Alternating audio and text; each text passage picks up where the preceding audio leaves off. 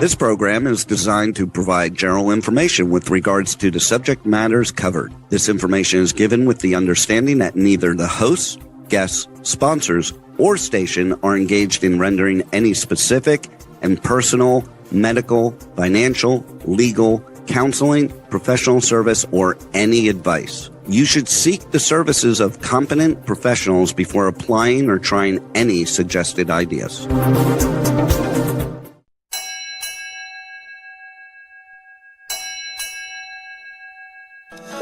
Ahoy! Captain David Gallimore welcomes you aboard the Regenerate Show, live Mondays, 10 a.m. Pacific on K4HD Radio at k4hd.com.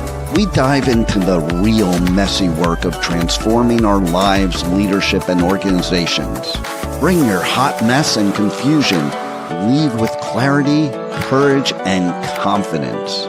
Together, let's strengthen our resilience, accelerating the health of ourselves, people, planet, and profits.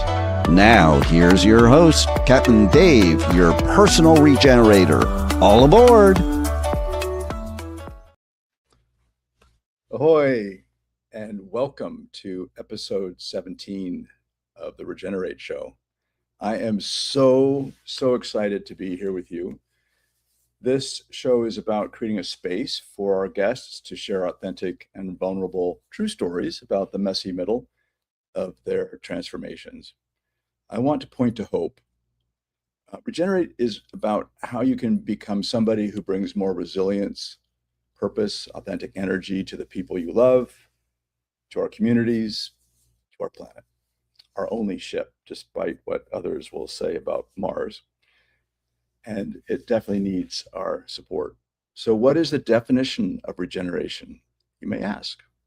Well, here's my definition, and it continues to evolve as I learn and live. So regeneration draws from 3.8 billion years of life's own logic, restoring vitality across every living system we inhabit, from ourselves, our families, our teams, our organizations, our communities. So together we can transform beyond merely doing no harm, which is the definition of sustainable living, to becoming like a healthy forest, endlessly generating resilient, abundant conditions for all life across all generations, really to flourish. So the secret to regeneration, I believe, is learning from people who are living it. In the mud, fingernails dirty, in the messy middle, not from the polished, performative summit, looking down. So doing inner work that I've been doing the last 4.5 years, part of my messy middle, part of my midlife transformation, has been shifting habits and beliefs and ultimately my identity. So one of the reasons why I created Regenerate is I'm dedicated to lifting purpose-driven leaders up and connecting them in bonds of love and adventure and creating leadership and impact, my core values. And as a transformational guide and a maritime captain and a lifelong learner, that's what I've been dedicating this chapter of my life to. So this theme today is the midlife warrior. Choose reinvention over decline. What if exhaustion you feel in midlife isn't the beginning of your decline, but an invitation to your greatest reinvention? I love that. What if everything that once energized you running dry is not a breakdown, but a signal that it's time to become someone new? For 25 years, my professional coach and budding friend, Chris Rue, has coached top executives to the summit of their careers and watched many of them arrive only to ask themselves, is this all there is? To help answer this and other simple but not easy questions, Chris and his wife, Sarah, co-developed and co-facilitate the Midlife Warrior out of the UK and Wales. During this experiential program, they reframe the disorientation of midlife as completely normal And far more than that, it's really the richest opportunity for transformation. The catch is it demands we do things differently. And I can attest to that. And sometimes it's hard to teach an old dog new tricks. But I'm here to point to hope again that it's worth it. So in this episode of Regenerate, Chris and I, we're going to choose reinvention over decline. We're going to find some clarity when we map things that are not working to things that could work better, and why purpose becomes that non-negotiable in the second half of life. If you're new to this show, our promise is threefold. We're going to have some fun today when we're laughing, we're learning, to leave you inspired, and invite you to grab a pen, take some notes, and apply just one thing before you fall asleep tonight, because transformations happen here. So I'd like to bring on now, as our second guest on the Regenerate Show, second time appearing, I should say, on the Regenerate Show, my coach and sensei, Chris Rue. Well, hello, David, and thank you very much for those kind words. So now you are in Wales now. You and Sarah moved. That's right. And are you out of boxes? Yes, we are out of boxes, although it is amazing where you still find the occasional one lurking in the back and think, that's where that thing went. Wonderful. After, of course, you've now replaced the item that you've been hunting for the last 6 months. Indeed. In fact, strange story, new house, redecorating, had to color match something in the kitchen to do a repaint job, bought the appropriate paint, promptly lost it, and have had to go and rebuy it again. What can you do? Classic. Well, you will feel a little bit better when I share that I have bought some hair products and lotions and nail clippers, because they're carefully filed away in a box somewhere in Mason County. We're not sure if they're at one of two mini storages or at our cottage on Lake Cushman. So yeah, it's a thing. So you inspire me to get out of our own boxes, as we've just now sold our home, which was part of our midlife.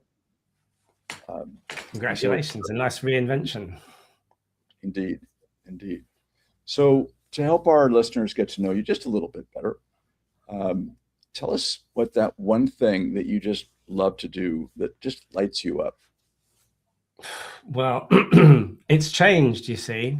If you'd have asked me 20 odd years ago, then the instant answer was skiing. Stick me on the top of a mountain, going downhill at a rate of knots where all you can consider is staying upright.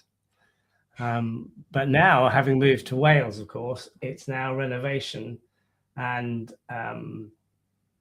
recreation of new opportunities. We're looking at different ideas and options. Part of the piece in coming here is, as we're going to talk about recreating opportunities for people to relook at their lives and recreate new opportunities and see it as an open door, not one that's closing, as you've sort of alluded to.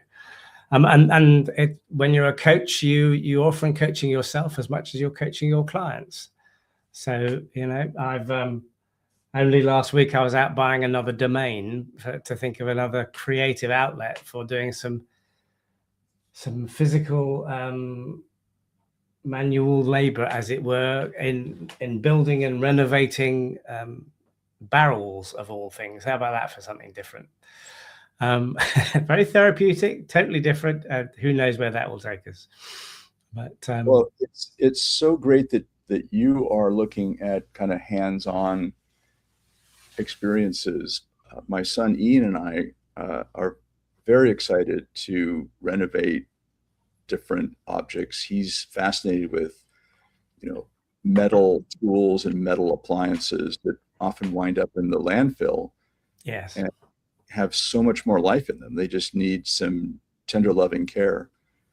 And the whole family had such a great experience. It was a difficult experience, but a great outcome, renovating our home the last 2 years and then putting it on the market, that I have ambitions of doing that again with our family, perhaps even building a home together. So there's something magical, I think, about touching and feeling tools, and you don't have to renegotiate the cut that you've made on the barrel plank. It stays cut. Whereas in so many other aspects of the work that you and I do, it's just constant negotiation and persuasiveness. It's a good balance in as much as it's creative, it's an outlet for physicality. And when we spend so much of our time, if you like, in our head and our hearts, the output and being outside in the countryside and doing stuff in the fresh air is very invigorating. And so we're sort of partly practicing what we preach in terms of retreat, creating retreats where people can come and think about it. We do it ourselves every single day, thinking about where we're going to do and what we're going to do differently, which is great fun. It's just, being open to the idea and thinking, why not? Yeah. And you're not that far away from Mont Blanc or other cool areas in Europe. Yeah, absolutely. In fact, they used to go to Zalkensee in Austria and hop on a plane, and you can leave it in the morning and you can be skiing at lunchtime. It's very nice. Yeah, and if I can get you and Sarah out to the Seattle area, we could do what I like to call a surf and turf. So we can go skiing in the morning and then sailing in the afternoon. Well, there we go. Excellent. So another question, I kind of purposely limited my own introduction of you just to allow our listeners to hear from your own lips, your own words, your own heart. How did you become the person that you have become? What's a brief origin story, Chris? Yeah, sure. Well, I spent 20 years in the pharmaceutical industry, from carrying a bag up to deputy MD for a pharma company. And this story is very, very relevant now to the midlife warrior piece, because effectively it was a case of what do I do? Do I actually stay in the organization and become possibly the MD of that organization? Or do I go out and try my luck with setting up a coaching business, as somebody had actually asked me to come and help them establish a business? And the choice actually sounds fiscal, but actually it was more like, I've got a 3-year-old daughter. I was about 40 at the time. And my question was to myself was, where do I want to spend my time? Do I want to be watching her grow up and visit the school and be there for games and the like? Or do I want to be on a plane 100 days a year, which was the other alternative? So needless to say, I chose the I want to be with my daughter and as a result, I think I have a fantastic relationship with her. But more importantly, I was able to strike a balance. And in doing that, I also recognized in the early piece about, okay, I need some kind of buffer. I could get a redundancy piece, exit the organization, give myself sort of 6 months or a year cover, which is always useful to do. But you still have to trust yourself. You have to go across the cliff edge of the institution that you found yourself in, who has nurtured you. And in my case, I'd basically grown up with this organization, and has it been taken over the years, but broadly had stayed there and just grown with it. So I had 18, 20 years of safety and security and the knowledge that I would pretty much guarantee a job unless I was a complete idiot. So this was kind of scary, but the thing I kept on reminding myself was I have agency. It doesn't end as soon as the door shuts of leaving that organization. You can actually do stuff. It's amazing. Who knew? So I did. And me, being a sort of hyper sales marketing director, and having been in the pharma industry, I absolutely had to prove to myself that I was perfectly capable as a coach and needed to get my first client in anybody but the pharmaceutical industry. So I set out deliberately to prove that the product, i.e. me, was valid. And my first client was Dell Computers, interestingly enough. So having established proof of concept, I then went back and continued on and did that for since then. So it's 2001, January 2001 till today. So we are 25 years plus. But that story is so relevant to the conversations that we now have around midlife warrior, because we came here very deliberately with the idea of helping people who've reached that 45, 50, 55 year piece, and they're kind of going, gosh, I always had this dream to be X, fill in the blank. But I'm so safe, I'm secure. The kids are just about to go to university. Am I going to help them with the debt? Am I going to help them with this? Am I going to do that? Dare I leave? Nobody will want me now. I'm 50. Or in the case, and we also very specifically recognize that ladies, particularly, notwithstanding all the other challenges that leadership brings for senior ladies in business, then we have the physiological challenge of menopause and perimenopause, just to add another level of complexity to it. And so we thought, well, there's an opportunity for conversations and discussions. And we set up a retreat last year, the pilot retreat, effectively, with on the basis of a ladies having an intimate group of 4 people, who, with my wife leading the piece. She's an ex-medic and executive coach, and yours truly here as well, co-facilitating this workshop. And the whole point about this was to look at where you are, what your ambition was, what was the fear that was stopping you, how are you dealing with the health and safety and well-being of yourself now at this age, 45, 50, 55, which brings in all of those, for the ladies, also those complications or physiological adaptations that are going on. And then how are you going to fund this dream, the financial scope? And we spent 3 nights, 2 days on this very useful, private, obviously bespoke conversation, and had a fantastic retreat. And the ladies are still talking to each other. They're still self-supporting.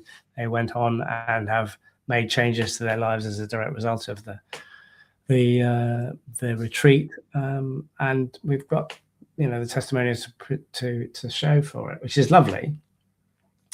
And all it takes, as it were, is to stop, is to pause and look and realize that you have agency and can go forward, and you are not alone. That's the interesting challenge. So that's kind of where the origin piece, if you like, coming back to when I started, I felt that personally, that challenge. And interestingly, in my career as a coach, in the first sort of 10 years, I had one particular client who absolutely took me on the basis of helping people who were passed over, but they still wanted to keep, or they were going to be leaving the organization, but they wanted them to do a cracking job for that period. How could you do that? And it all comes down to personal motivations and finding the dream and the ambition, and energizing people back into creating their personal roadmap so they once again have direction. So many people have just lost direction and are settling for what they've got. Yeah. So there's a few threads that I would love to pull with you. First of all, thank you for the work that you and Sarah are doing on behalf of really, really capable people who might be going through changes in their health, as you were saying, just the normal life cycle, if I can call it that, and especially for women. My understanding, Chris, I've not felt this or experienced this, but apparently male menopause is a thing. It's not nearly. Yeah, I mean, there's a slightly different dynamic, of course, and there's certainly a different physiology, but there are some similarities, I suppose, in that sense. But medically speaking, from the women have the men cuffed in that sense. It's a genuine hormonal piece there, and the challenge in here is that the UK general practitioners, and bear in mind my dad was one, and I have great high regard for them, aren't that knowledgeable about how to treat it. The treatment piece is quite limited, but there are absolutely people who specialize in this, and they do fantastic work. And if the listeners did nothing else but looked up Louise Newsom, if they come across that name, she's an absolute expert in the area and has clinics throughout the UK.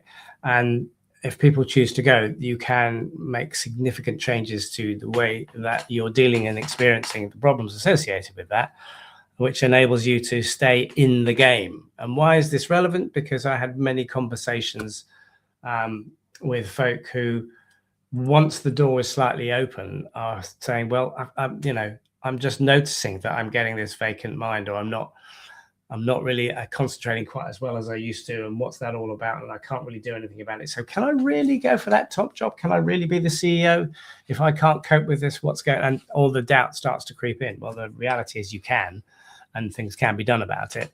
But if you don't have the conversation and take the time to look out, then it's a problem. It's a problem for people. And the last point I would make on that is that we recognize, of course, that there's a fundamental paradoxical stigma associated with that.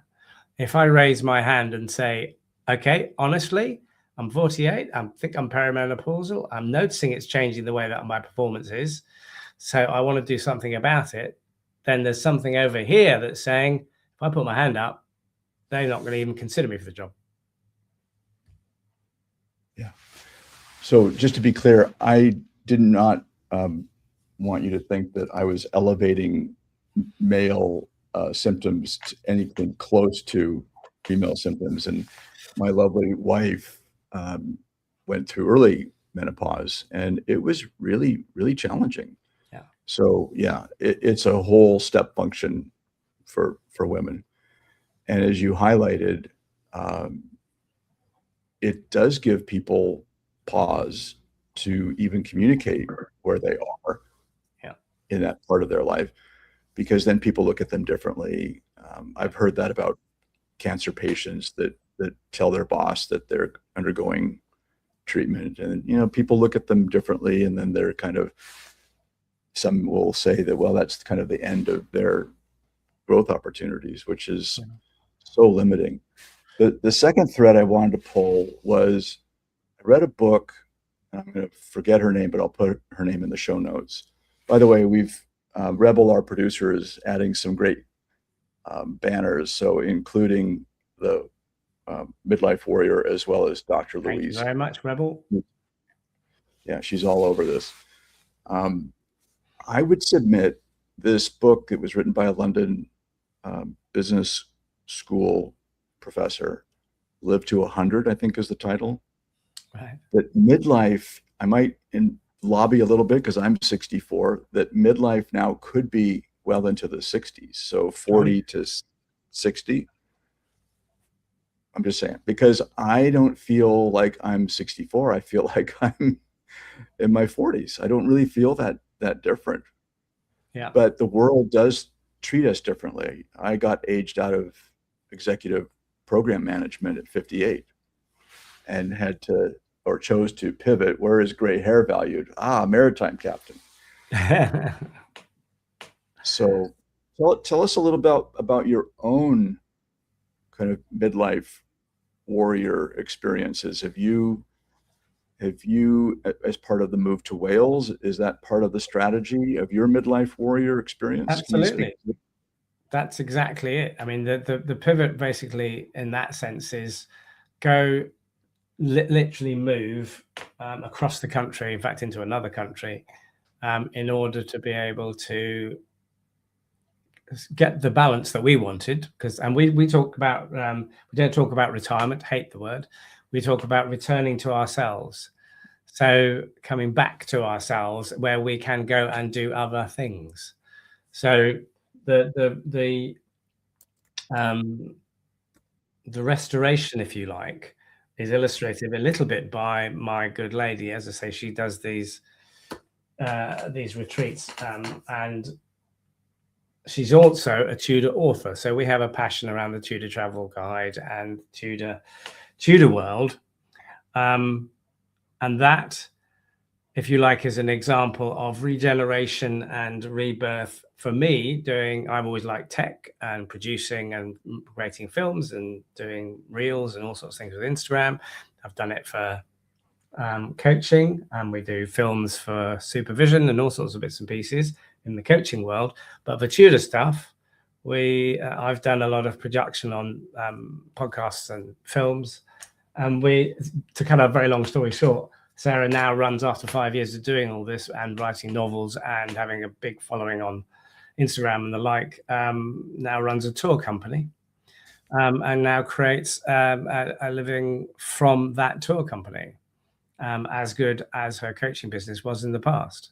And that's a very good example, if you like, of a complete volte-face change of direction, being open to the idea of what's the passion, how can I create that and turn it into something that's fiscally supportive, but fundamentally it's done out of the passion for the subject in the first place, and the money follows afterwards, as it were, which is kind of the way forward.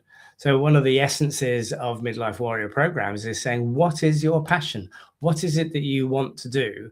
By the way, life is not a rehearsal. If you want to do it, let's have a conversation for 48 hours about what would it take for you to live that dream? What do you actually need to make that change? And everybody has a dream of some description. And the question is, how can you make a version of that your reality? So in terms of myself, the rebirth or the regeneration has definitely moved from 100% doing nothing but coaching into trying to do lots of different interventions, becoming giving back into the coaching world by being part of the governing body for our governing body and supporting the coaching world in that sense. But stepping into the Tudor world is just a totally different piece, but we've managed to re-engineer it, and that where, you know, effectively our hobby is creating a living, and the journey for us to continue on way off into our dotage. I see no reason why I can keep on coaching. I picked it 20 years ago around that time, around this to say, well, coaching's good because, you know, age is not a barrier to coaching. So I've kind of built that in a little bit. Does that make sense? I think I'm rambling a bit. No, absolutely. Yeah. I love what you said about retirement. It really is, I think, in this day and age, especially with modern advances in health care and people's commitment to eating better and sleeping more and movement, I think there's a lot more awareness. And plus, most of us don't have to bang steel and metal and break our bodies by the time we're 65. So what a great story about Sarah finding her passion, or maybe she had it, but now she's fully expressing it. And then what I love about your piece in that, and Margaret and I are trying to figure out our own, what does our shared future look like, co-create that together. You've leaned in and are bringing value, the things that you enjoy, the media, the producing. I don't want to necessarily ask you, how are you with, Tudor tights and Oh, I don't mind. Because I do the other part of this is, and how I actually got into Tudors in the first place was Sarah was doing some reenacting and invited me to come along because gents are somewhat of a rare commodity in Tudor reenacting, for the point that you make. Not everybody's comfortable in sticking on hose. But it's great fun, and I played all sorts of roles of Tudor roles, including Henry VIII, believe it or not, complete with beard and what have you. And latterly, I play Cromwell and play nobles and gentry and all sorts of things. And I do that quite regularly. In fact, I will be going off in a couple of weeks' time to Berkeley Castle and there's an event on there. I should be playing a role and doing some Tudor dancing, all part and parcel of the whole rich pageantry. It's all great fun. And also on the tours that Sarah does, we get reenactors to come in, including myself on occasion on some of them, and pop up and surprise the guests and entertain the guests.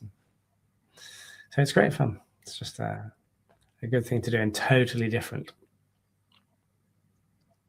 So rather than run my promo, Chris, would you be interested in just doing a brief verbal commercial? And what I can do is ask Rebel to post the Midlife Warrior, and I can go to that website, but she's got to present it. Would that be helpful? And just let people know, is it purely folks that are local, or do you find people from all over the globe that have been coming to your program?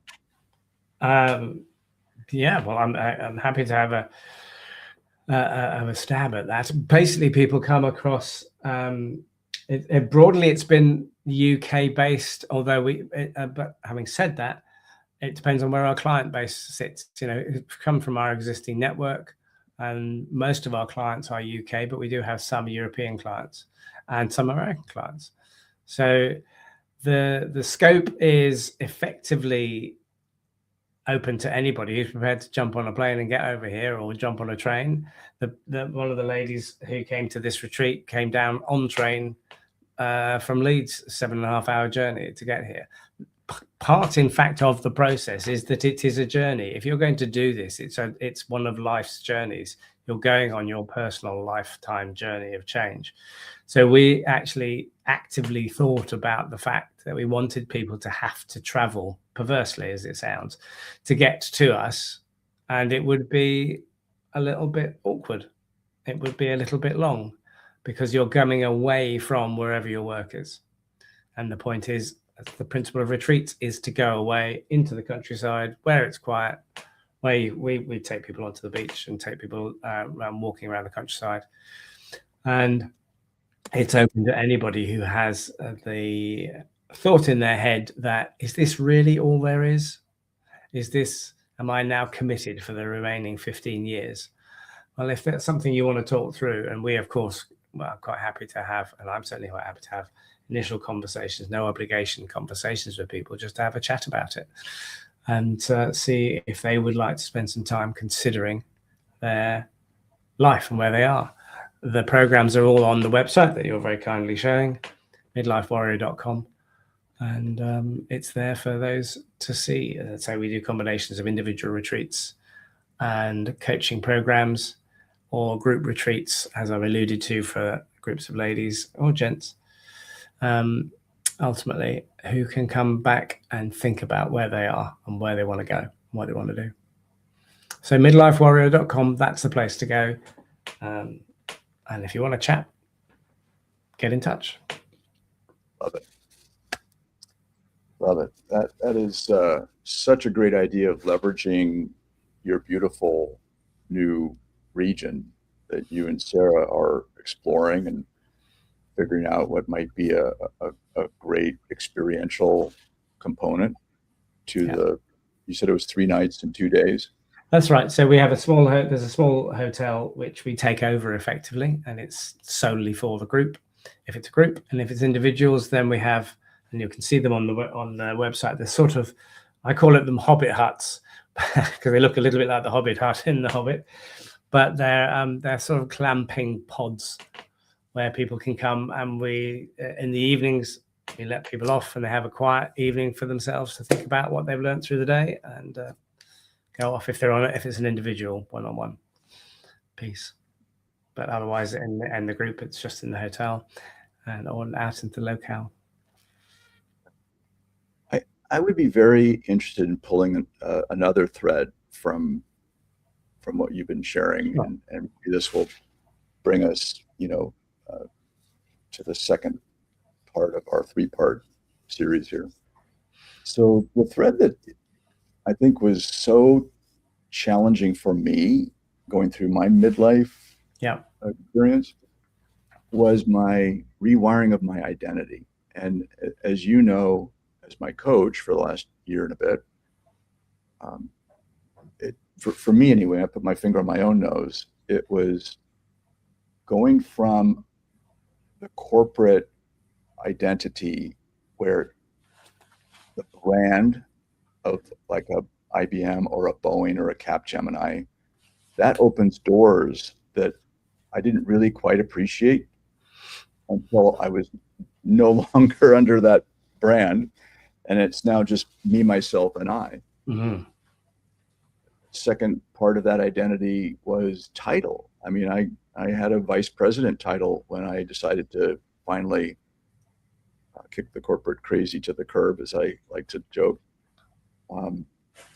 And so part of my identity was, my parents are proud of me because I'm a vice president, something that my dad had aspired to at Boeing, but because of recession or layoffs or whatever, he didn't rise to that level. So this was me, being able to live part of his dream.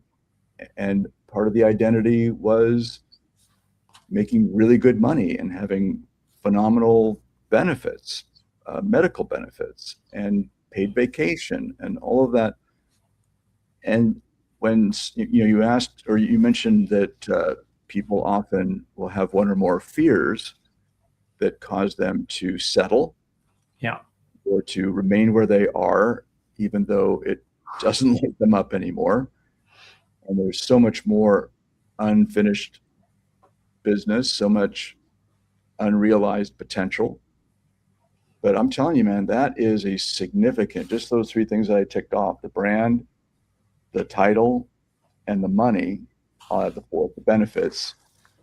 And then if you want to add a fifth, I guess would be selling myself. Great at doing the work, but yeah, telling people about what I do just felt really boastful. And I grew up in a family that just did good work. It didn't tell other people what it, what we were doing.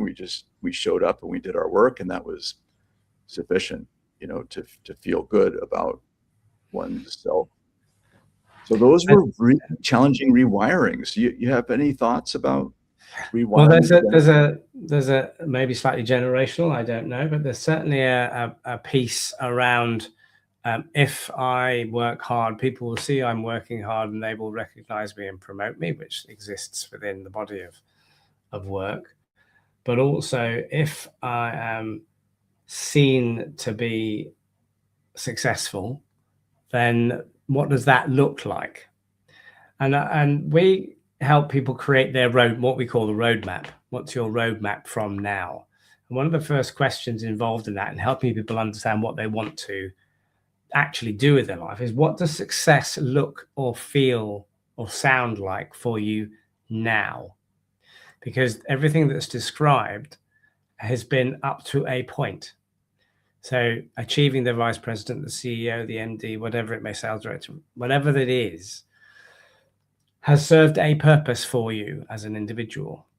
What is that now? And as we sit here today, notwithstanding what that's delivered, where do you want to go now? Because everything that you recounted represents a historical fact. So everything, therefore, is a case of, if the fears are trying to maintain or preserve whatever level you've achieved. Now, the problem with that, of course, is that if you're not moving forward, then you're usually falling back. You can't stand still. And we don't have the energy of a 50-year-old at 25, or the energy of a 25-year-old at 50. We have experience and we bring a lot more to the party in different ways, but we don't necessarily have that same energy and enthusiasm because we've done it for 20 years and we kind of know what's going to happen next, and the enthusiasm and the energy's gone. So there's a question about, it's a fiscal question, which is why one of the quadrants of our weekend is about, well, how are you going to fund this? There's a personal question for people to get comfortable with the idea that I am going to reference myself in a different fashion. So if you are massively externally referenced, by which I mean you pay a lot of attention to what other people say and view you, how you are viewed, and that's how you get your validation, that's going to be more of a challenge, right? So if you're going to set up on your new venture, then part of that is going to be maybe a re-identifying how I see myself and what actually now will success look or feel like for me. And it does change. I mean, it absolutely does change for people. at 25, it may well have been important to be able to run the business. So many MDs get to that age and go, fine, done that now. Now what? Almost by definition, because they are very capable individuals, they also can get bored and they want to do something else. Entrepreneurs, as you well know, fail more often than they succeed, but they get themselves up and start again and go again. And that's a very interesting part of the regeneration process and the midlife warrior process, is recognizing that you have agency. I mentioned at the top about having agency, that you can go again, and that success or failure is all part of the game. We do a lot of work with biotechs, and biotechs exist on failure, testing pharmaceuticals to the point of what doesn't work, what doesn't work, that does work. You know, we live on in those worlds on failure. It's educational. So when it comes to personal transformations, then there are some hygiene factors. There are, of course, some Maslow factors. Where am I in my life? If I'm just gone through a divorce and I'm now changing everything, and suddenly my income's halved or my wealth is halved because of the divorce process or whatever, I now need to do something else. So you have imperatives from that. The question is that time, well, what do you therefore, if you want to be the most successful you can be, you can go with your existing. Is that going to be good enough? Is that still relevant? Or is there an opportunity to actually try something different, totally different? And it just depends on personal circumstances. So there's a whole multiplicity of identity issues wrapped up in this. And it's a really very sound point to consider. And it comes back to some of those early questions that we ask to help people understand how they will see themselves. So it's a great point. I think you're spot on with this roadmap process.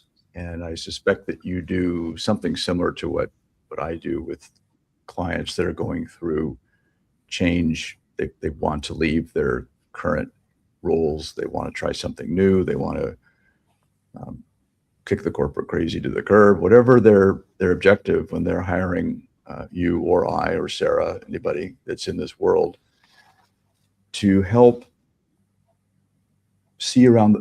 our clients see around the corner that rewiring identity, though it sounds simple, for me anyway, it was very, very fraught. And I'll put in the show notes some of the early guests, Matteo Graham, who helped me through that, and Bert Eckert, certainly you have helped me. But separating, I'm not my title. Yeah. I'm not $300,000 a year. I'm not IBM or Boeing or Capgemini or some other, global brand, and that there's worth intrinsic to the individual. Absolutely. For being alive and being a good person and being in service to others. And the last thing I'll say, it's really helped me, and you've been a key part of this as my executive coach and business coach and sensei, is to give yourself some grace and compassion, and to maybe even grieve the loss of some parts of my identity in particular, but others, right? Or they're going through this process. And as painful as that can feel in the moment, when you're being supported by somebody else, I don't know that I could have done this on my own, frankly. Or it would have taken longer, I suspect. And that's a really interesting point, because there are people around who can help you if you stop to look. Yeah. And of course, fear tends to close down those opportunities, as in the assumption is there's no one that can help me. Nobody understands what I have to deal with. Nobody can appreciate that, etc. We have a name for fear, or an acronym, FEAR, obviously. Fantasy expectations appearing real. Yeah. So we hallucinate effectively, and we act as if it's the truth. And that's the challenge. But by bringing that back into a conscious awareness, bringing the fear out into the open and understanding that that actually is a possibly very rational fear that was built up from some experience, but now you're actually taking a different road by choice, then that gives you some sense of control over the piece. Yes, loss, understanding that is very, very useful, and to go through that grief cycle associated at the Kubler-Ross is very helpful here. You get all sorts of loss, and this is certainly one of them. But the interesting thing, I like the spring, summer, autumn, winter metaphor, because when you're going through any kind of transformation, as with the seasons, there's a point of early creation of the idea, a racing growth through the summer, an autumn harvest, if you like, and then a wintering of the idea that has to die, or the piece that has to die, in order that I can rebirth something new and put all my energy into something new in a lovely figure of 8. Yeah. So in our final third, time is never our friend, Chris, but in our final third of the show, I would love to just hear maybe one or two stories. They don't have to be, the named person, but maybe anonymized. And I'm happy to share just a little bit of my own positive outcomes, because going through this messy middle, it can take a while. And so I want to have our listeners feel like, okay, there's some rainbow and silver lining and more sunshine, maybe not at the end of the process, but even partly through the middle of the messy middle of the process. So I was just curious if you had a story that you'd be willing to share from the warrior. Well, from the warrior point of view, one of the ladies springs immediately to mind, who basically was reframing her approach and comfort about shifting out of a very senior position and into moving into one where title-wise she wouldn't have the same title, but would gain much better enjoyment and greater scope from what she wanted to achieve. And effectively, she did achieve that. She not only did she rationalize going for that position, but she achieved the shift, and has loved every minute of it, never looked back.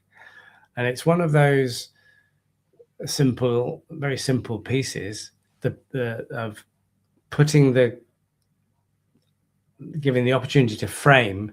I kind of want to go that way. I want to identify, I want to make the change, but I'm kind of stuck in this. And if I do that, it could threaten my family, it could threaten my revenue, it could threaten this, that, and the other.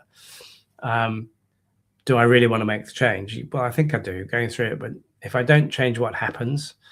What's the fear that's holding me back? The actual fear is fill in the blank. And the fear is usually not exactly what you think it would be in the first instance, or it's a combination of 2 or 3 things. And then identifying that, as soon as you've named it, then it becomes something you can deal with. So in that case, that was a very nice, very simple example of somebody who changed their focus and changed their approach, essentially, and moved on. There are plenty of people who've changed their careers. One guy I worked with decided to, should he or should he not stay on that particular career ladder, or should he actually change and go across into a different part of the organization? And that different part of the organization was that stepping out of his technical comfort zone in a petrochemical company. But in doing so, it's the old story of, the broader you go, the broader experience you gain, then some years down the track, people are going to go, yes, you're capable, and you should be able to go for the very senior positions, the VP positions, etc. So there's plenty of those scenarios, but in order to do that, you have to step out of the current. Yes, thank you for those 2 wonderful, wonderful, pointing to hope stories. Chris, thank you so much for being back on the Regenerate show a second time. You always Pleasure. bring some great value. So for our next port of call, our theme is transforming vision into reality. And my guest will be Marcus Bauer, an Olympian sailor and a fascinating founder of a software company by the title Goalscape. And I've been using his software now for about 6 months and have found it to be incredibly helpful. So please join us for episode 18 next Monday at 10 a.m. Pacific, 1 p.m. Eastern, 6 p.m. CET on k4hd.com. On behalf of Chris, Rebel Medler, our producer, and our entire Talk4 Media team, please stay healthy, stay safe. We need you. We're better together. Now, let's go regenerate. Thank you for listening to Regenerate with Captain Dave on K4HD Radio. We invite you to give yourself grace and embrace the messy middle. See you every Monday at 10 a.m. Pacific Time. Until then, you got this.